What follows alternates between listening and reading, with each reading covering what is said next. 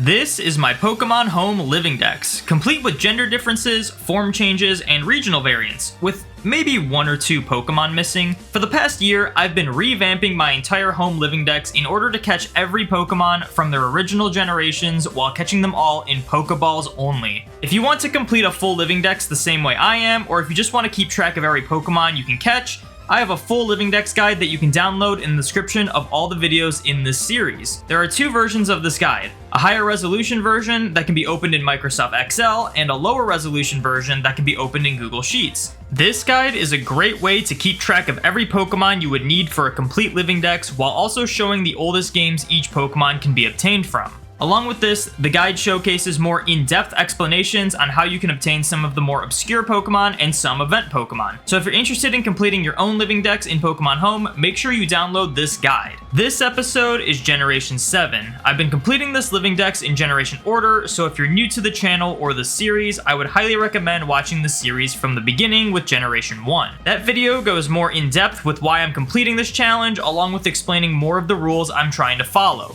I'll leave a card for that on screen now. Before we actually begin Generation 7 though, I need to address something pretty serious. In the Generation 6 Living Dex video, I explained that there was a lot of confusion regarding how many Zygarde you would need for a full Living Dex. Some people believe you only need 2, one for the 10% form and one for the 50% form, while others believe you need 4 Zygarde, a 10% and a 50% with the ability Aura Break, and another 10% and 50% with the ability Power Construct. I had said it was completely unnecessary to have 4 Zygarde with different abilities, as Home doesn't register the separate abilities as separate forms, like it does with Battle Bond Greninja and Own Temple Rockruff. But I received a few comments saying that even though Home doesn't register them as separate forms, they are considered separate forms internally, similar to that of Scatterbug, Spewpa, and Mothim. So I'll admit, I made a mistake, so I decided to add 2 more Zygarde to my Home Living Dex, but I will be counting them as optional forms that you don't necessarily need for a full Living Dex. Because I already spent the time catching the different cloaks for Mothim and different patterns for Scatterbug and Spewpa,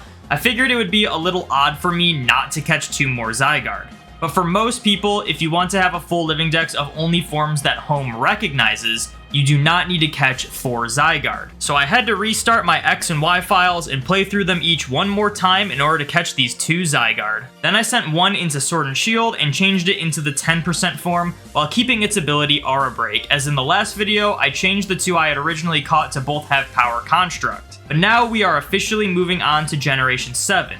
I really hope this is the last time I need to backtrack due to some other hidden internal form that I'm unaware of. If you made it this far into the video, please consider leaving a like on this video. Leaving a like lets me know you're enjoying the series and will allow YouTube to show this video to more people. And you'll definitely want to be subscribed to the channel, as I have 2 more generations left of the series that you won't want to miss. Starting with Generation 6, as we saw in the last video, there aren't any sort of DNS exploits that you can do to get the old Mythical Pokémon events like you could in Generation 4 and 5. There probably are some third-party hardware or software ways you can get those Pokemon, but for this series, I've been keeping it to only stuff you can do in-game. So instead, I will just be counting the event Pokemon I already have in my Living Dex and will be explaining how I got them. Starting with my event Marshadow, I remember getting this when it was like the original event. I don't really remember the details of it. It could have been like a GameStop code, it could have been just an online event.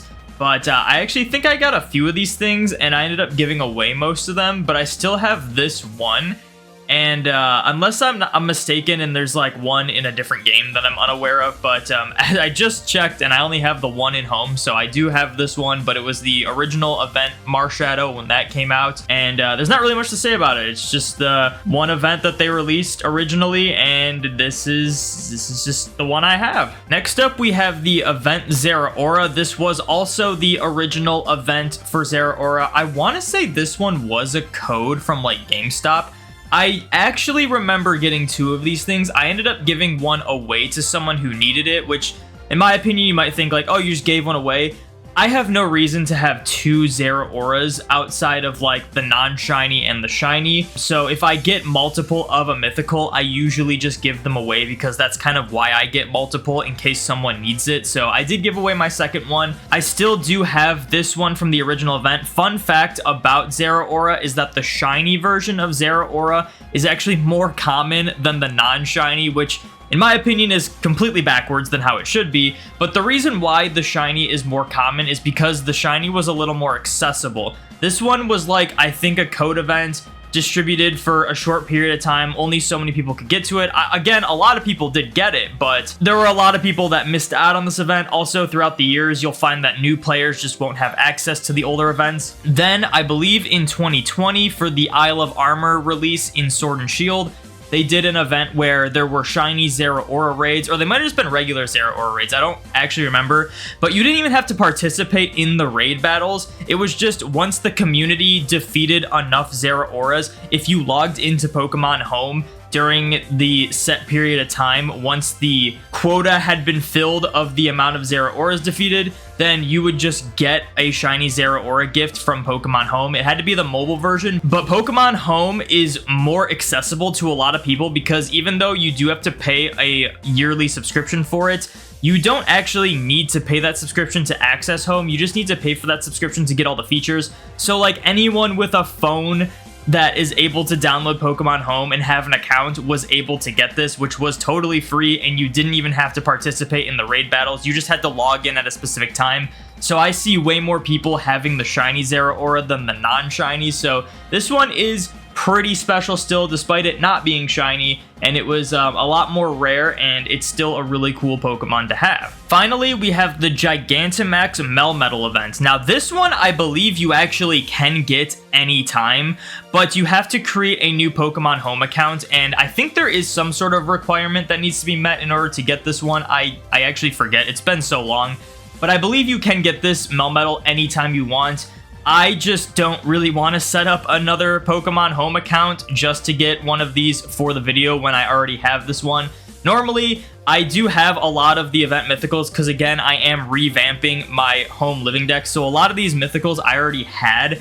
But if I'm able to just easily catch them in-game or to do some sort of DNS exploit or whatever to easily get the event, then I'll just do that for the sake of the video. But this case, I don't really want to set up a Pokemon Home account. I might have to for a future video, but we'll cross that bridge when we get there because having to set up another Pokemon Home account just for a Gigantamax Melmetal that I already have doesn't seem like something I really want to do right now, but I do believe you can get this one anytime as long as you have a Pokemon Go account. I don't think there's an end date to this event.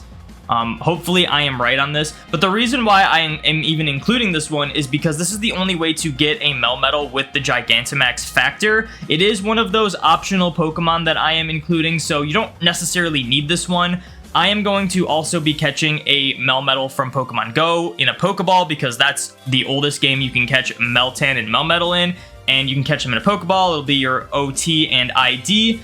But I also, as the completionist in me, wants to have all of the Pokemon with Gigantamax factors. I also wanted to have this one as part of the collection. So I am including this one, but this one is an optional Pokemon that you don't technically need for your Living Dex. But if you wanted all of the Gigantamax factor Pokemon, you do have to have this one because you can't just use Max Soup on any Melmetal. You can use Max Soup on any Pokemon that can Gigantamax, and you can either add or remove the Gigantamax factor, but for some reason they decided to make that not available for Melmetal. It just won't work on Melmetal for some reason, so you do have to have this event one if you do want a Gigantamax Melmetal. But I think that is all of the Pokemon I want to cover that you can or cannot get right now because, again, I think you can get this Melmetal, I just don't want to. The other two you really can't get right now, but that should be all of the mythicals that you, for the most part, can't get that I will just automatically be including for my Living Dex that I already have. But now it is time to start the Gen 7 Living Dex. Like most of my other Living Dex challenges, I decided to start by playing through both Ultra Sun and Ultra Moon in order to catch some of the legendaries. So after beating the main story of Ultra Sun, Ultra Moon, I then went to Pony Island, and again, I'm not going to remember the name of every single place that is in the Pokemon world. I don't know them all by heart, so we're just going to use directions, but essentially the place that is north of the shrine for Tapu Fini, you go and get Type Null from Wick. After doing that, if you continue north, you then then get put into a quest to catch one of the exclusive Ultra Beasts. In this case, in Ultra Moon, it was Stakataka, so we had to catch a Stakataka. After that, I went to Mount Lanakila, because this is where you find Necrozma after defeating it in Ultra Megalopolis. And like most of the modern Pokemon games, the box art legendary is actually super easy to catch. So in this case, Necrozma only took one Pokeball to catch. After catching Necrozma, I went to catch Nebby, which was right before the Tapu Koko Shrine, and again, just like Necrozma,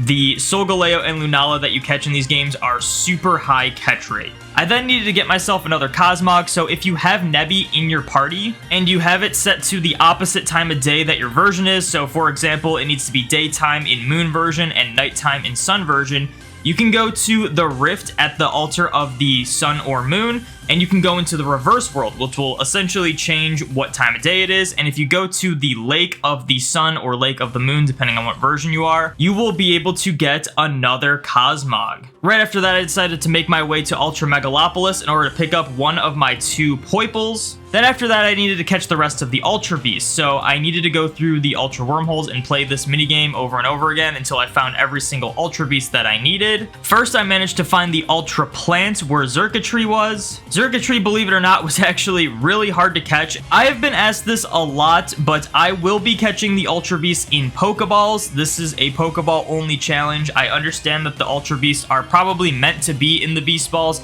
and they are easier to catch in the Beast Balls, but for the sake of my living Dex, everything I can catch in Pokeballs will be caught in Pokeballs only, and that includes the Ultra Beasts. And a lot of people seem to think that the Ultra Beasts are actually super hard to catch in Pokeballs. That's not true. They're kind of like normal legendaries, but in the later Pokemon games, the normal legendaries are easier to catch than they are in the older Pokemon games. For example, and this might be going on for a long tangent, but the legendaries in like Ruby, Sapphire, Emerald, Diamond, Pearl, Platinum, etc., those legendaries at 1 HP and put asleep are usually around a 1.6% chance to catch per Pokeball. These ones were around like, I think it was like 7% or something, or 6% or something like that. So still low chance, but it was something that didn't take hours. Like the unluckiest I got maybe took like 25 minutes to catch. Like they did not take long to catch. These Ultra Beasts and other legendaries were a lot easier to catch than most other legendaries in other Pokemon games, and that includes these Ultra Beasts in Pokeballs. After catching Xurkitree, I made my way to Ultra Deep Sea in order to catch Nihilego, which this one I actually caught in 1 Pokeball, so that was pretty funny. Then I found my way to the Ultra Desert in order to catch Pheromosa,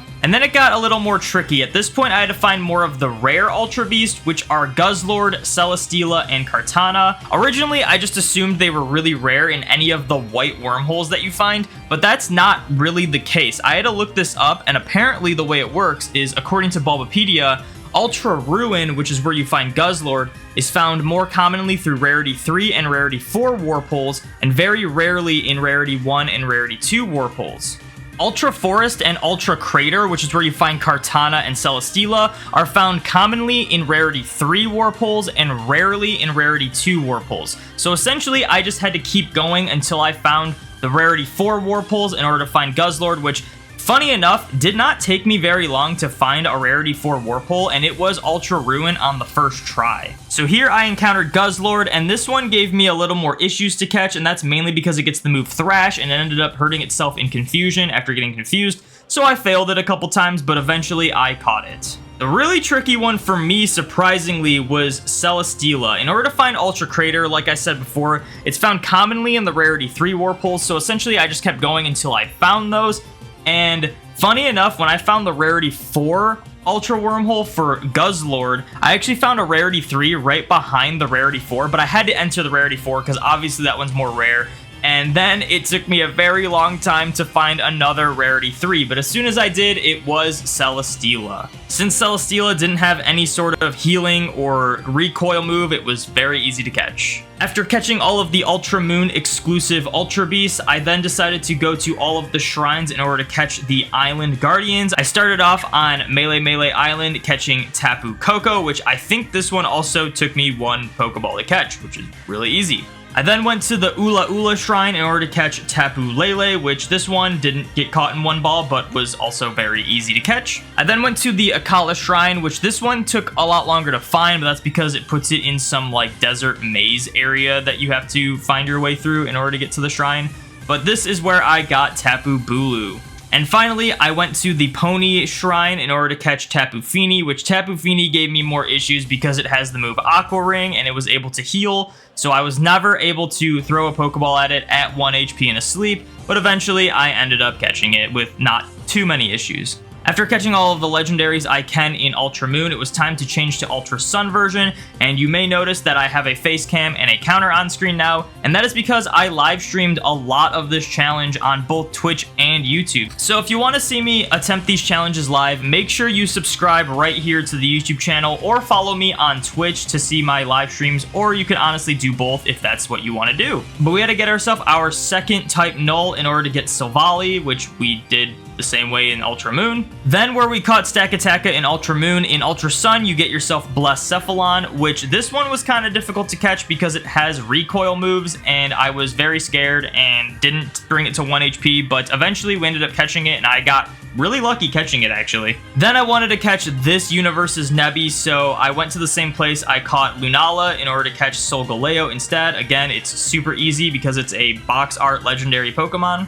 Then with this universe's Nebby in my party, I went to the reverse world and went to the Lake of the Sun in order to get a second Cosmog to complete the full Nebby line, because this one we need to evolve into Cosmoem. Then I went to Ultra Megalopolis again to get a second Poipole to complete that line. Then I needed to get a few more Ultra Wormholes in. This time I wanted to avoid all of them until I found a tier 3 wormhole for Ultra Forest in order to get Kartana. Kartana was actually kind of difficult to catch, not because it had any sort of healing moves or whatever, but it was just really strong and was destroying my team. After a few more attempts, I made my way to the Ultra Jungle in order to catch Buzzwole. Fair warning about Buzzwole is that if you get close enough to it, it automatically forces you into a cutscene and then starts the battle automatically. This is the only Ultra Beast that does this.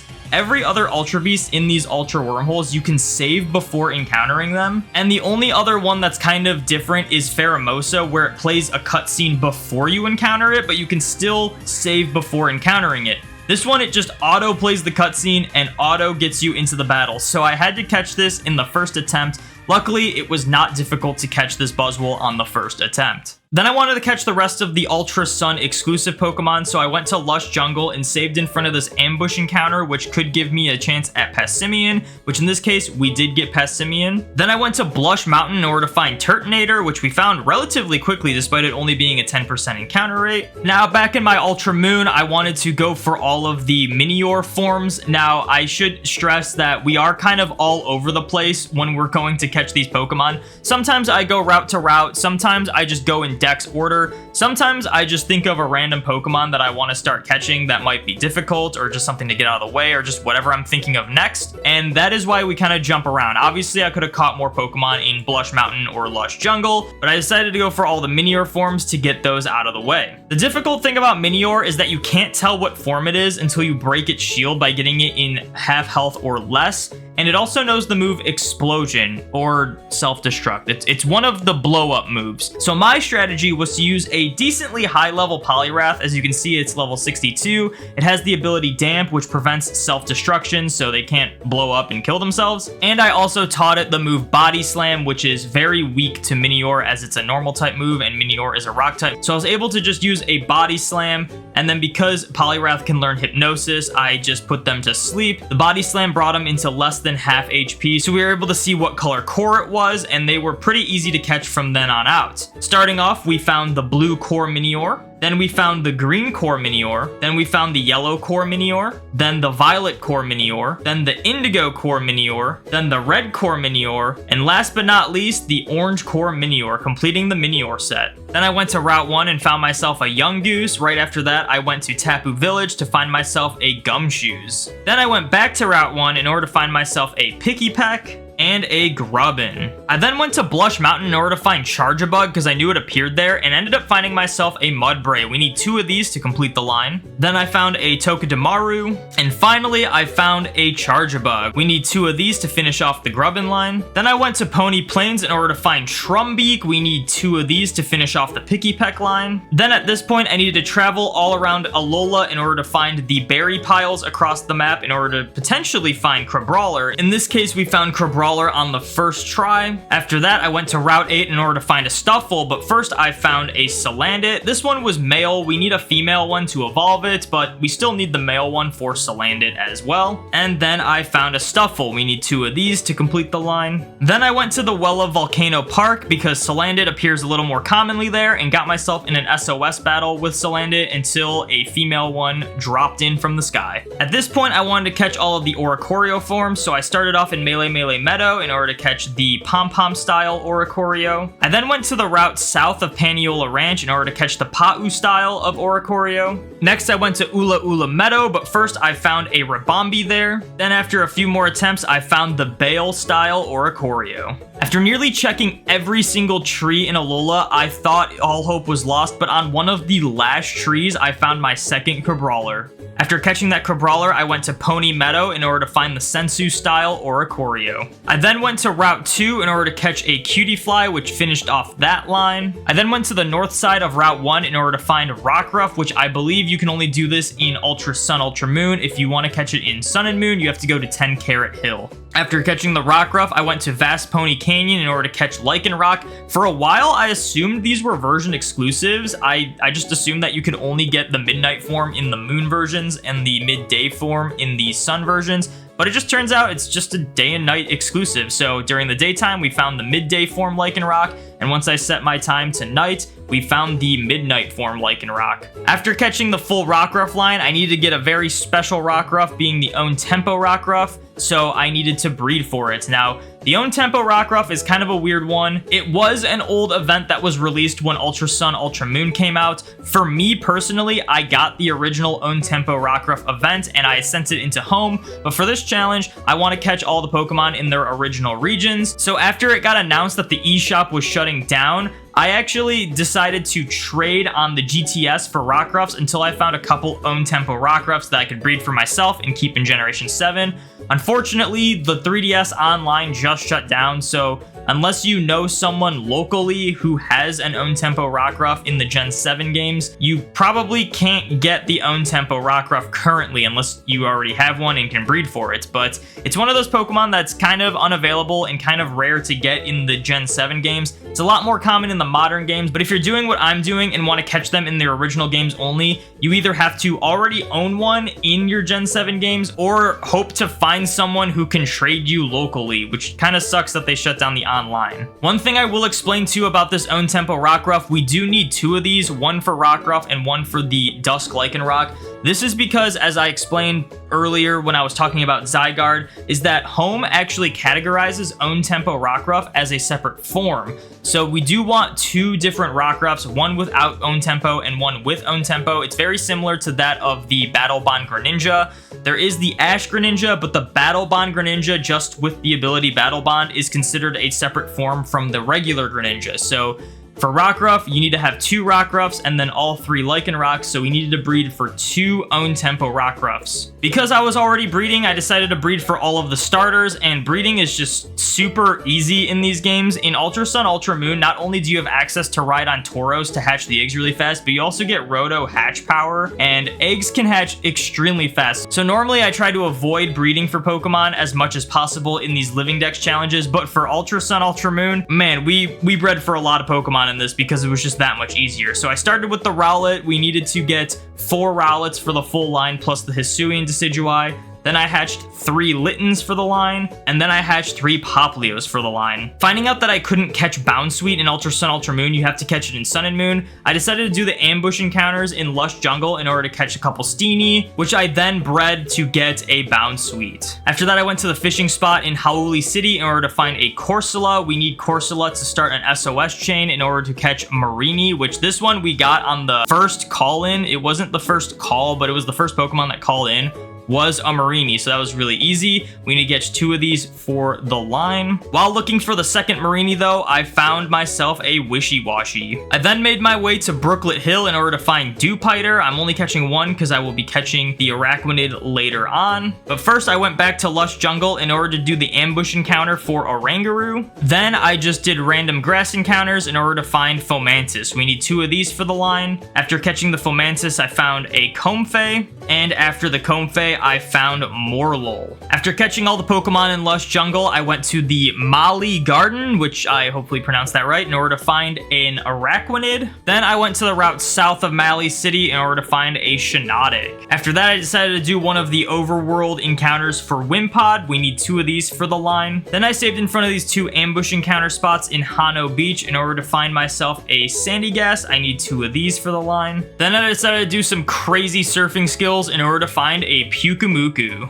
I then went back to the route where I found Shiinotic because I missed out on catching Komala, so we caught ourselves Komala now. Then I went to the abandoned mart in order to find a Mimikyu. Then I did some more fishing in order to find the beautiful Bruxish. After that, I went back to Mount Lanakila in order to find a Drampa. Then I went to Seafolk Village in order to fish in this specific fishing spot, specifically in the bubbling water because it gives you a higher chance at finding Delmise. And then I went back to Vast Pony Canyon in order to find a Jangmo-o. We need 3 of these for the line, but it was really hard to find and I was running out of time, so I just caught myself 1 and then bred for the other 2 because breeding is just way too easy in this game. And at this point, there's only 1 Pokemon left to catch in Generation 7, and that is Magearna. Now, Magearna is a really unique mythical that you can catch anytime. It is an event that is permanent, and it is done in-game and does not require the internet. In fact, I actually did this after the 3DS and Wii U services shut down. What you need to do is take a QR code, which I will probably display on screen now, and just open up your QR code scanner and scan the code. Then in Hau'oli City, you go to this antique shop, and there's a delivery man who just gives you Magearna. And at that point, we caught every Pokemon we can in Generation 7, but I wanted to do a couple easy evolutions first. First being the friendship evolution of type Null into Silvally. With Pokepelago giving you as many berries as it can, it's very easy to get a bunch of EV reducing berries that raise friendship, and this is probably one of the easiest games to do friendship evolutions. So I mass fed my type Null a bunch of Greppa berries and then gave it 1 rare candy to evolve it into Silvally. I then went to Blush Mountain in order to evolve my Charjabug into Vikavolt, which you can only do this in Ultra Sun, Ultra Moon. In Sun and Moon, you have to go to Vast Pony Canyon. This was their way of making Vikavolt a little more accessible earlier on in the game. Then I went to Mount Lanakila in the cave system where the Ice Stone was in order to evolve Crabrawler into Crabominable. Next, I needed to catch Meltan and Melmetal, so I opened up Pokemon Go and used the mystery box and just caught a couple Meltan and Melmetal. Now, I'm going to catch them in Pokeballs. I'm not sure if you need to catch these ones specifically in Pokeballs, which I will touch upon later. But then I waited until I caught specifically 2 level 1 Meltans, as they would be easier to catch later on, which I will explain when we get there. Once we caught both level 1 Meltan, I evolved one of them into Melmetal, because you can only evolve Meltan into Melmetal in Pokemon Go. Next, I wanted to send Meltan and Melmetal from Pokemon Go into Pokemon Let's Go. The reason I wanted to do this is because if you send a Pokemon from Go into Let's Go as opposed to straight from Go to Home, the Pokemon won't have that ugly Go symbol that all other Pokemon Go Pokemon have. So if you use Let's Go, they won't have that. They'll still say they're from Pokemon Go, but they won't have that atrocious symbol that is hovering above them. So I connected my phone to my Switch, went to Go Park in Let's Go, and sent up the Meltan and Melmetal, where I then entered the Go Park to catch them. Now this is why I elected to send up specifically level 1 Meltan and Melmetal, because I'm not entirely sure how this works. I caught them in Pokeballs in Go, but I have a feeling it saves the Pokeball data from Let's Go, so I had to catch these in Pokeballs in Let's Go as well, and Meltan and Melmetal being mythicals are extremely hard to catch, so I wanted to catch the level 1s because they're easier to catch when they're lower level in these games. Meltan still took quite a while to catch, but Melmetal was actually really easy to catch, and I'm very glad I sent up the level 1s. Then I connected my Let's Go to my home, and as you can see here, the Meltan and Melmetal do not have that ugly Go symbol above their heads, so that is why I sent them in Let's Go. Unfortunately, once we get to Generation 9, you cannot do this with the roaming form Gimmighoul. That one always has to have that ugly Go symbol above its head. At this point, we needed to do some of our evolutions. So in my sword copy, I evolved a Rowlet into Dartrix, and a Dartrix into Decidueye. I evolved a Litten into Torracat, and a Torracat into Incineroar, a Popplio into Brionne, and a Brionne into Primarina. We set our time to Dusk and evolved one of our own tempo Rockruff into Dusk Lycanroc. We evolved Marini into Toxapex, Mudbray into Mudsdale, Fomantis into Lurantis, the female Salandit into Salazzle, Stuffle into Beware, Steenie into Serena, Wimpod into Golisopod, Sandygast into Palosand, Jangmo-o into Hakamo'o, and then a Hakamo'o into Komo-o. We evolved one of our Cosmogs into Cosmoem, and finally our Poipole into Naganadel. Funny enough, the only Pokemon we need to evolve in Scarlet and Violet is Trumbeak into Toucanon. Then I sent one of my Dartrix into Legends Arceus in order to evolve it into the Hisuian Decidueye. And that is my full Gen 7 Living Dex. I'm not sure if I mentioned it at the beginning of this video, but Generation 7 is the smallest generation if you include alternate forms and gender differences and whatnot. Doesn't have any gender differences. There's not a ton of alternate forms that are boxable in Home. So even though Kalos has the least amount of Dex entries, Alola has by far the least amount of Pokemon you need to catch. So this challenge was a lot easier than the past ones. On top of that, I already had some of my Ultra Sun and Ultra Moon save files played through, but the hardest part was honestly playing through X and Y again in order to catch those 2 extra Zygardes, which that's probably where most of the time went to. On top of editing this video, these videos actually take a while to edit, believe it or not. But that is, again, like I said, my entire Gen 7 Living Dex. Next up is Generation 8. We are finally in the Switch era of Pokemon games. There is actually one more Pokemon from Alola that I didn't catch for this video. This is the first time I'm actually doing this, but there is one Pokemon that I will not be catching until I do the Gen 8 Living Dex. There's a very specific reason why, and a lot of you probably already know what that Pokemon is. But stay tuned, and I will be finishing off the Alola Dex in Generation 8. So yeah, let me know what you guys think in the comments below. Let me know if you're attempting one of these Living Dex challenges yourself and what generation you're on, or if you're done with it. I'm getting really close to finishing, only 2 generations left, and I'm really excited to start working on those 2 generations. But that is going to be it for this video. Thank you guys so much for watching. Make sure you like, comment, subscribe, ring those notification bells, all that good stuff. Be sure to join the domiNATION, and I will see you in the next video.